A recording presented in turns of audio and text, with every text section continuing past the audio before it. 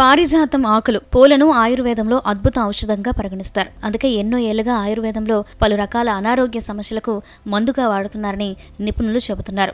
అంతకు మించి వాటి వల్ల ఉండే ప్రయోజనాలేంటో మనకు తెలియదు. అయితే వాటిని ఆహారంలో ఉపయోగించడం వల్ల చాలా లాభాలు ఉంటాయి. అవేంటో తెలిస్తే అస్సలు వదిలిపెట్టరు.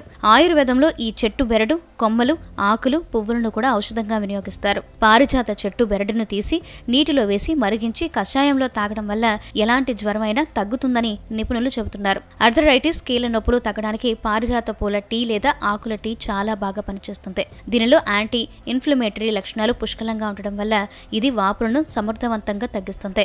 జీర్ణ వ్యవస్థ మెరుగుపడుతుంది.